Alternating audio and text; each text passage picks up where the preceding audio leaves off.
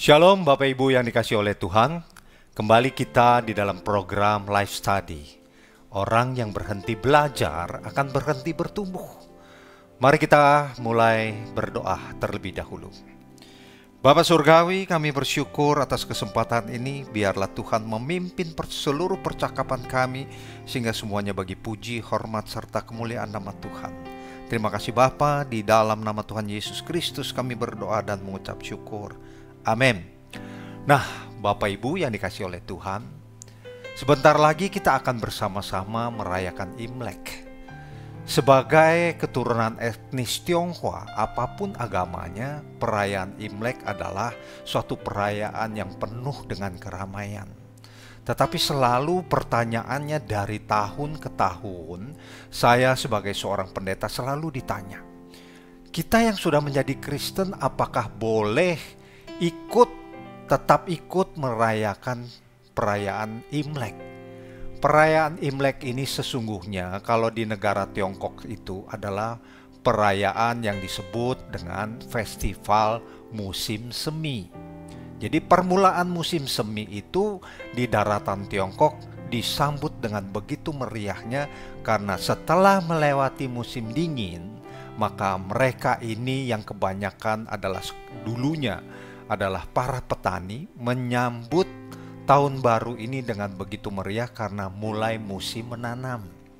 Nah, tahun 2025 ini Imlek akan jatuh pada tanggal 29 Januari tahun 2025, menandakan tahun Imlek 2576 Kong Zili. Bagaimana dikatakan 2576? Didapatkan angka ini adalah dari tahun 2025 ditambahkan 551, di mana tahun kelahiran daripada Confucius. Nah, Bapak Ibu sekalian, perhitungan tahun Kong Zili itu berdasarkan peredaran bulan mengelilingi bumi.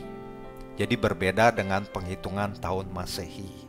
Nah, jawaban buat saya, bolehkah orang Kristen mengikuti perayaan Imlek yang syarat dengan ritual-ritual agama yang lain? Sepanjang Bapak Ibu yang sudah menjadi Kristen untuk mengikuti acara Imlek ini tidak mengikuti kembali acara ritual-ritual daripada saudara-saudara kita yang masih ada di luar anugerah keselamatan ini, boleh-boleh saja. Tetapi kita sebagai orang Kristen tidak lagi cocok kalau kita ini mengikuti seluruh ritualnya. Karena sesungguhnya tahun baru Imlek ini bukan ritual keagamaan. Ini adalah satu kebudayaan. Dan kalau ada di Indonesia ini tentunya banyak sekali orang-orang Tionghoa, keturunan Tionghoa yang tinggal di Indonesia. Mari kita bersama-sama merayakan Imlek dengan penuh sukacita.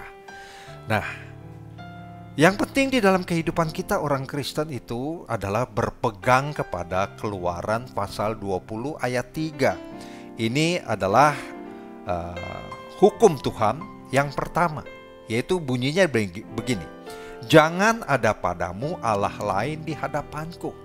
Selama di dalam kehidupan orang Kristen ini tidak mengutamakan hal-hal lain kecuali daripada Allah itu sendiri, makanya go ahead, silakan.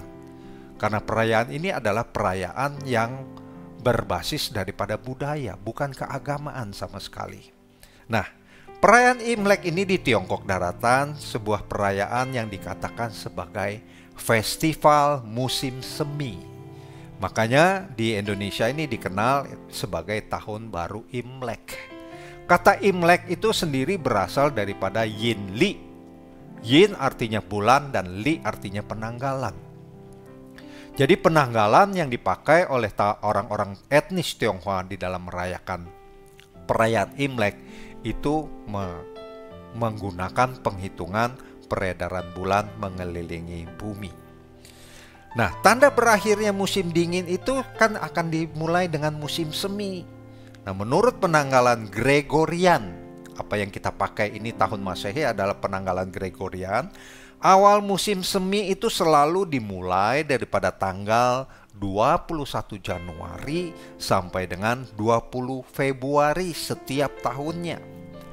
Jadi mengapa mereka memakai perhitungan peredaran bulan mengelilingi bumi? Karena mereka melihat ini dari perhitungan musim. Jadi memang lebih tepat sesungguhnya. Nah, menurut China Highlights, ada 2 alasan mengapa disebut sebagai festival musim semi. Yang pertama adalah segi historis. Dan yang kedua adalah dari segi politis. Mari kita bahas kedua-duanya satu demi satu. Pertama, secara historis, kalender ini dimulai pada zaman kuno sekitar 4000 tahun yang lalu, pada masa dinasti Shang, yaitu dimulai dari 1600 sampai 1046 sebelum Masehi. Nah, ketika itu kalender itu disebut kalender lunisolar yang menurut tradisional Asia Timur digunakan untuk tujuan pertanian praktis. Jadi ketika mereka yang kebanyakan adalah petani di tanah Tiongkok dulu itu, nah mereka memakai penghitungan ini supaya mereka bisa menanam padi, yang kebanyakan adalah padi yang ditanam di situ. Memakai penghitungan ini supaya nanti ketika mereka akan memanen, itu musimnya dan harinya selalu tepat. Maka dari itu, maka penghitungan ini disebut sebagai kalender pertanian. Nah, sementara itu perayaan festival musim semi di Tiongkok itu pada kenyataannya jatuh pada saat kegiatan pertanian, seperti misalnya membajak, menanam benih tanaman. Nah, itu mulai berlangsung saat itu. Nah, sekaligus juga menandakan datangnya musim semi. Maka dari itu mereka menyambutnya yang sekarang itu dengan sangat meriah sekali, dengan tarian-tarian tradisional, dengan adat-adat tradisional. Dan itu semua diadopsi dari negara asalnya. Yang kita lakukan di sini saat ini di Indonesia itu mencontoh dari apa yang dilakukan dari tanah leluhur. Nah, hal ini membuat banyak tradisi agraris yang terkait dengan festival musim semi. Nah, festival musim semi itu biasanya di sana dimulai dengan apa? Doa. Tentu ketika mereka mau mulai menanam, mereka berdoa. Mereka berdoa kepada siapa? Mereka berdoa kepada Tian yang mereka percaya, yaitu diarahkan ke langit atau ke awan-awan. Makanya disebut Tian. Karena mereka percaya bahwa dewa mereka adanya di sana, di atas itu. Dan juga mulai juga diberikan persembahan-persembahan. Seperti yang pernah kita lihat mungkin di Indonesia ini, persembahan-persembahan itu berupa buah-buahan dan mungkin ada ikan, ada ayam dan segala dan lain-lain sebagainya. Nah, tradisi ini kemudian menjadi lebih relevan dan tepat dalam kaitannya dengan waktu. Jadi penghitungannya memang melalui musim. Nah, selanjutnya kalau dikatakan secara politis demikian. Pada tahun 1912, saat Republik Tiongkok itu baru dibentuk, nah Tiongkok mengadopsi penggunaan kalender Gregorian, sehingga tahun barunya yaitu tanggal 1 Januari, sama seperti yang dilakukan secara internasional. Tetapi negeri Tiongkok itu masih ingin waktu-waktu tertentu untuk menetapkan suatu perayaan festival musiman tradisional mereka. Jadi karena mereka itu punya tradisi sendiri, punya kebudayaan yang berbeda sendiri. Karena tahun kebudayaan dari Tiongkok itu kita tahu usianya sudah demikian tuanya. Dan orang-orang barat itu selalu mengakui bahwa tradisi budaya orang Tionghoa itu di Tiongkok itu berusia kurang lebih 5000 tahun. Maka dari itu mereka ingin memelihara tradisi budaya yang sudah ditinggalkan oleh nenek moyang mereka. Nah, untuk itu makanya pemerintah Tiongkok itu ingin menyertakan festival semua perayaan musim semi etnis Tionghoa ke dalam satu hari libur yang tidak berlabel Tahun Baru Imlek. Jadi mereka di Tiongkok sendiri tahun baru Imlek itu liburnya sungguh libur besar. Seperti orang-orang saudara-saudara kita yang dari Muslim, kalau Lebaran itu kan, hari raya Lebaran itu kan liburnya agak panjang. Nah demikian juga dengan mereka. Nah untuk menghormati perayaan tahun baru yang berbeda dari kelompok etnis lain pada tanggal yang berbeda, nah hari liburnya dijadikan satu lah di sana. Karena kita tahu sesungguhnya ada istilah yang baru adalah tahun baru kecil. Nah, tahun baru kecil itu dikenal di sini sebagai penghormatan terhadap dewa dapur. Nah, saya juga baru tahu bahwa perayaan ini dilakukan etnis-etnis Tionghoa dari suku-suku tertentu memberikan suatu penghormatan kepada dewa dapur. Dan itu dilakukan tepat 1 minggu sebelum hari raya Imlek. Nah itu adalah dinamakan tahun baru kecil. Nah sekarang kita melihat selalu kalau perayaan Imlek itu kan dikatakan Kuo Nian, artinya melewati tahun. Nah istilah Nian itu pertama kali muncul pada dinasti Zhou. Dinasti Zhou itu adanya tahun 1046 sampai tahun 256 sebelum Masehi. Nah, sudah menjadi kebiasaan untuk apa? Mempersembahkan korban kepada leluhur atau dewa dan menyembah alam untuk memberkati panen pada pergantian tahun nantinya. Nah, mereka sangat erat terikat pada tradisi-tradisi ini. Nah, tanggal festival hari pertama dan bulan pertama dalam kalender lunar China ditetapkan pada dinasti Han. Dinasti Han itu memerintah dari tahun 202 sampai dengan 220 Masehi. Jadi, tahun 202 sebelum Masehi sampai rentang waktu tahun 220 Masehi. Ada sekitar 400-an tahun. Nah, kegiatan perayaan tertentu menjadi begitu populer seperti misalnya membakar bambu yang menghasilkan bunyi kemeretak seperti bunyi petasan sekarang ini. Dulu mereka belum menemukan petasan seperti yang sekarang harus disundut dengan api. Sehingga mereka membakar bambu dan menghasilkan suatu bunyi yang keras. Nah, pada dinasti Wei dan Qin tahun 220 sampai 240 Masehi, selain menyembah kepada dewa dan leluhur, orang mulai mau menghibur diri dengan kebiasaan berkumpulnya sebuah keluarga untuk membersihkan rumah mereka. Jadi mungkin kalau anak-anak yang sudah menikah, mereka keluar, mereka kembali ke rumah ibu bapaknya, mereka mengadakan suatu kegiatan, membersihkan rumah, kemudian pada malam hari, 1 hari sebelum tahun baru, maka mereka mengadakan makan malam bersama. Dan kemudian kalau anak-anak mudanya itu begadang di malam tahun baru, itu berasal dari kebiasaan masyarakat golongan biasa. Nah setelah itu, di mana di Tiongkok adanya kemakmuran ekonomi dan budaya selama dinasti Tang, selama dinasti Song dan dinasti Qing, maka mempercepat perkembangan festival musim semi ini dengan suatu kebiasaan-kebiasaan yang mereka sebut festival itu menjadi seperti zaman modern sekarang dengan kegiatan-kegiatan atau aktivitas-aktivitas lain. Nah, di dalam setiap perayaan tahun baru Imlek ini, maka dikenal sebagai satu kebiasaan atau itu adalah memakan kue keranjang kalau orang Indonesia di tempat ini mengenalnya. Nah, kue keranjang itu disebut dengan nian kao. Nian kao itu terbuat dari tepung beras ketan. Rasanya kenyal dan manis.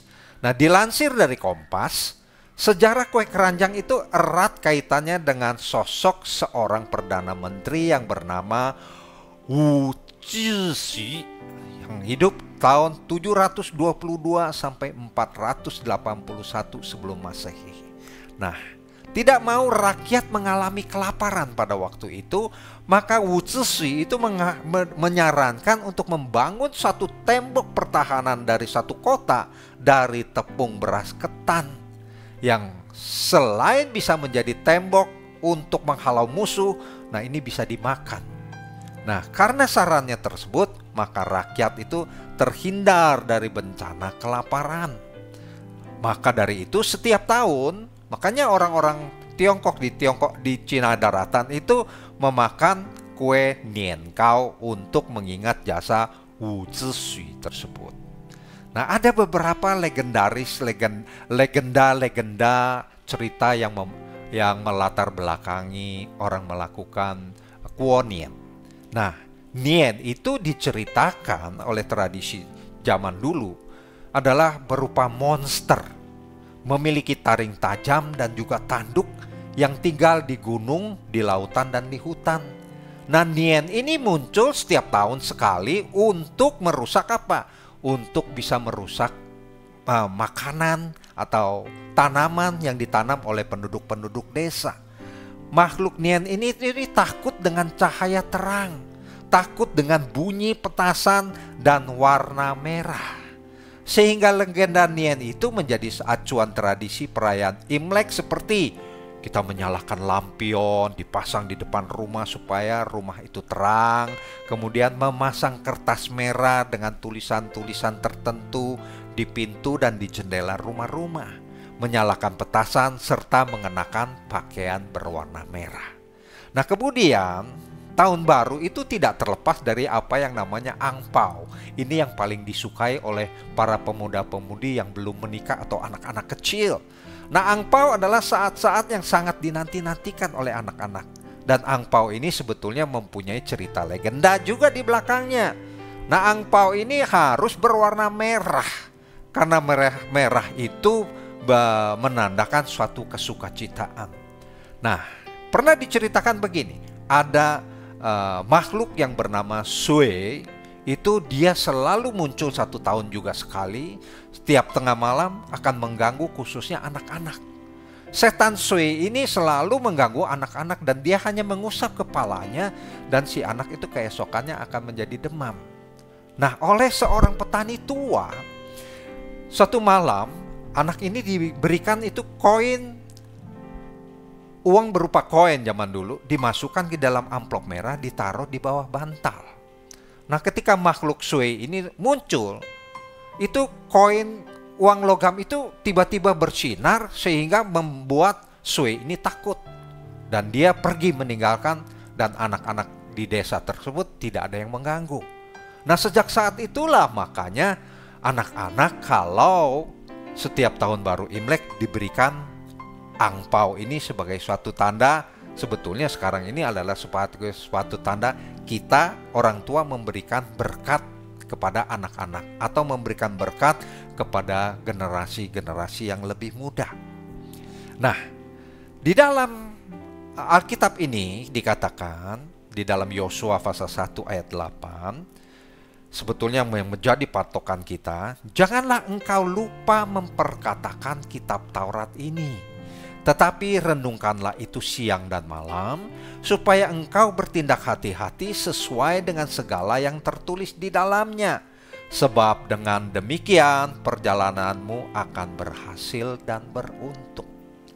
Jadi sangat berbeda atau berbanding terbalik sekali bahwa angpau yang diberikan oleh orang tua itu akan memberikan suatu keberuntungan, akan memberikan kita suatu rejeki.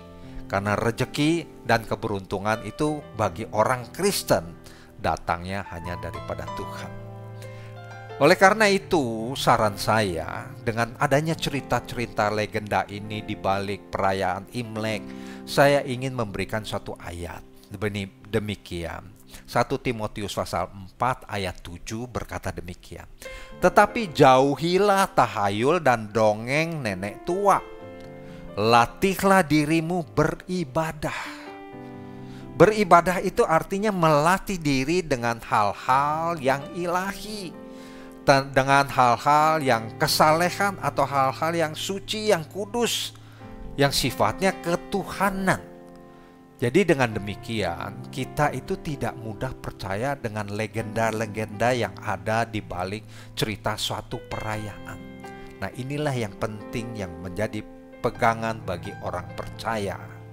Nah, satu lagi sebagai penutup, yaitu dari 1 Tesalonika pasal 5 ayat 16, 17, dan 18. Dikatakan begini, bersukacitalah senantiasa. Ayat ini berbicara setiap waktu orang Kristen harus bersukacita.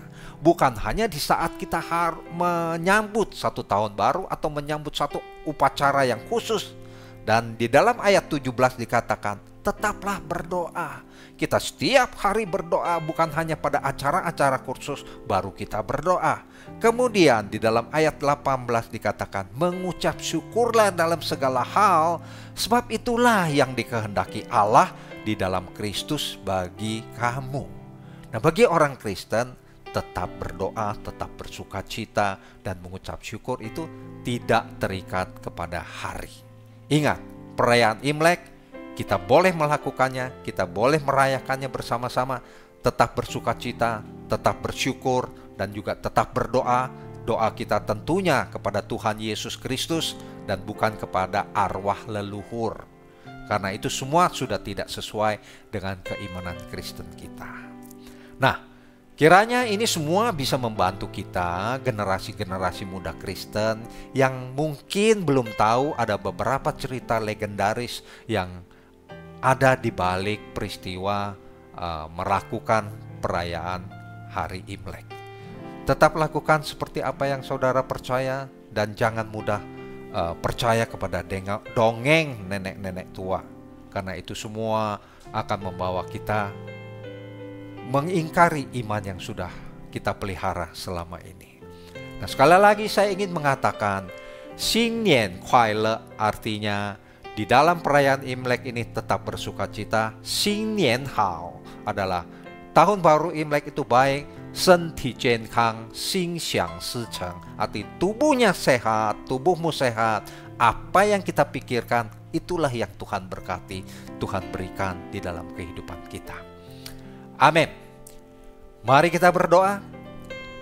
Bapa Surgawi, kami bersyukur apa yang kami lakukan kiranya di dalam iman kami kepada Tuhan selalu boleh memelihara perjalanan kehidupan kami, selalu menyukakan hati Tuhan. Kami akan menyambut Imlek sebagai orang Kristen dengan penuh sukacita, dengan penuh ucapan syukur, dan tetap berdoa kepadamu. Di dalam nama Tuhan Yesus Kristus kami berdoa dan mengucap syukur. Amin.